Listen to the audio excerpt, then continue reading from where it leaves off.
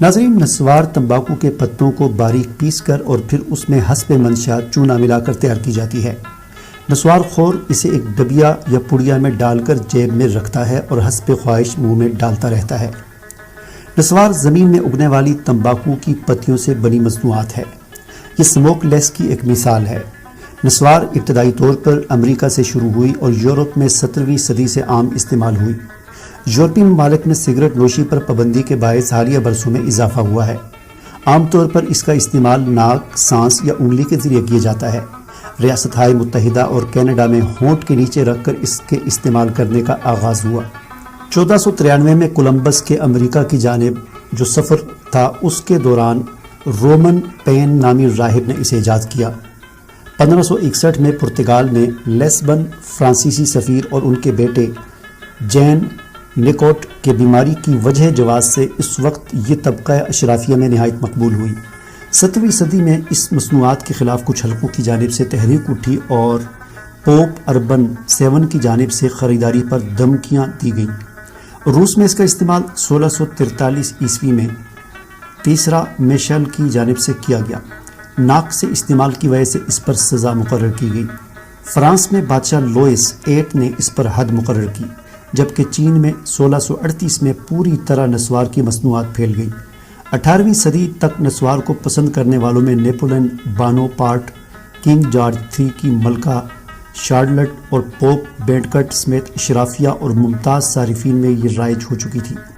18ویں صدی میں English doctor جان ہل نے نسوار کی کثرت استعمال سے کینسر کا خدشہ ظاہر کیا۔ امریکہ میں پہلا وفاقی ٹیکس 1794 میں اس لیے لگایا گیا کہ نسوار کو عیش و عشرت کی نشانی سمجھا جاتا تھا۔ 18ویں صدی میں جینٹل وومین نامی میگزین میں پرتگالی نسوار کی اقسام اور استعمال کے مشورے شائع ہوئے۔ امریکہ کے لوگ تمباکو کے پتوں کو دیگر پتوں کے ساتھ ملا کر پیستے تھے اور اسے جانوروں کی ہڈیوں سے بنے ہوئے ڈبوں اور بٹوؤں میں محفوظ کرتے تھے۔ نسوار ابتدا میں معاشرے کا شرفا طبقہ استعمال کرتا تھا اور اس کا استعمال بھی ایک اسٹیٹس سمبل تھا۔ بعض مورخین کے مطابق اس کا آغاز 16ویں صدی میں پرتگیزیوں نے کیا تھا اور چین اور تائیوان میں فزیشین نسوار کو سر درد، دانت کے درد، کھانسی، بخار کے علاج اور نیند آنے کے لیے مریضوں کو استعمال کرنے کی ہدایت کرتے تھے۔ چین میں 1684 میں اس کے استعمال کی شہادتیں ملی ہیں۔ چینی لوگ نسوار کے لیے مخصوص قسم کے مرتبان استعمال کرتے تھے اور ہر کسی کے گھر میں نسوار کے لیے مخصوص قسم کے مرتبان پڑے ہوتے تھے۔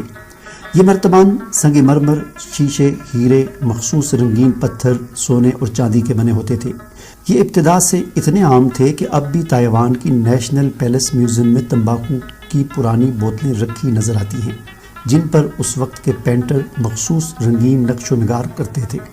ناظرین، اب ہم آپ کو بتاتے ہیں کہ پاکستان اور ہندوستان کے علاقوں میں نسوار کب اور کیسے آئی۔ شاید اب تک آپ یہ سمجھتے ہوں کہ یہ پٹھانوں کی سوغات ہے، تو ایسا ہرگز نہیں ہے۔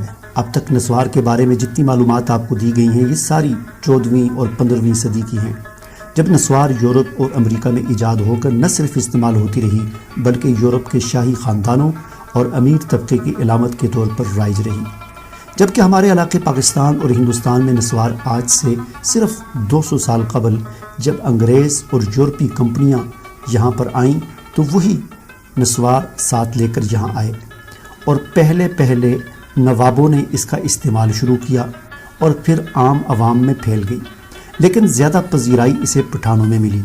پختونوں میں اتنی عام ہو گئی کہ پختونوں کی نشانی بن گئی، لیکن اب صورتحال ایسی نہیں ہے۔ پنجاب اور سندھ میں بھی ہزاروں لوگ نسوار کے عادی ہیں۔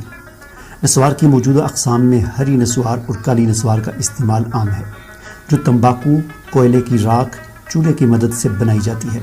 کالی نسوار کے لیے خصوصی تمباکو سوابی سے آتا ہے، جس پر حکومت ٹیکس بھی لیتی ہے۔ اس لیے یہ کہنا کہ نسوار پختون ثقافت ہے محض غلط فہمی اور کم آگاہی پر منحصر ہے۔